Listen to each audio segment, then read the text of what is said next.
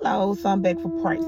I want to try to go ahead and end this. My husband and I have been suffering or dealing with headaches the last couple of days, so I just want to go ahead and get my story out and go on a fasting, because I do know that this is an attack. I don't understand, but it's okay.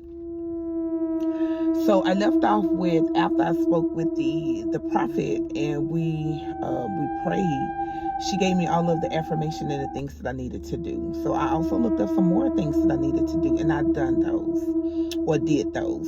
Now she also provided, before we ended the call, she said, if you pray, God will reveal to you who did this to you. And I told her, I said, yeah, I know. So I went on my week of praying. And the first question I asked God was, Lord, please reveal who did this to me. And just as sure as I'm talking to you, God simply told me, no, because you're angry. I cried like a baby because my feelings were hurt. And I said, Lord, you're going to deny me of knowing who did this to me?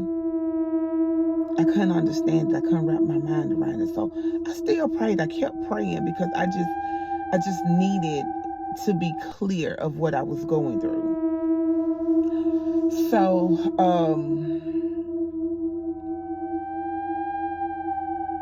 it was like that Wednesday, maybe that Thursday morning, I was praying and I fell to my knees. I said, Lord, however you choose to handle this, I am A-okay. I'm A-okay. Now, I do want to insert a note here, or take note of this. When you have a real connection with God and you have a daily walk with him, and it's not something that you just pick up and put down, trying to pimp him, just know that when he said vengeance is his, he got you. So next few days come about and I still had no knowledge. Next few days come about and I get a call saying that the sibling was sick. Okay.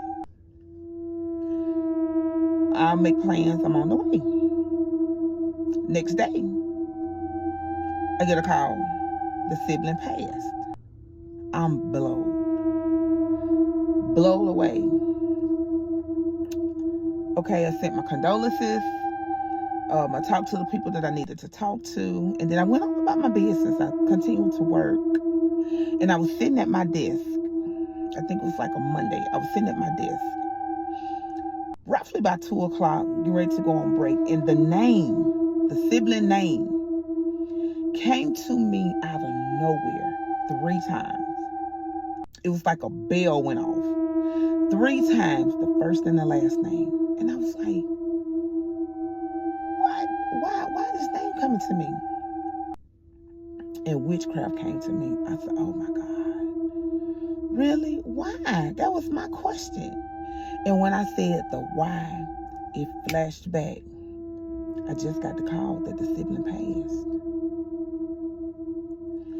I wanted to cry so bad, but the tears would not form. Because I was angry, I was hurt, and I wanted to know why. With the passing of the siblings, I couldn't get the why. I couldn't get the why. So I went downstairs, get ready to go clock out. My question to God was, how? And before I made it to my car, and well, matter of fact, I made it to my car and was sitting. I had just sat out, getting ready to crank my car up. The Lord told me, he said, about the food you ate. Remember, I told you, I ate a lot of the sibling food, and the sibling ate a lot of my food. And the scripture came to me, suffer not a witch to live.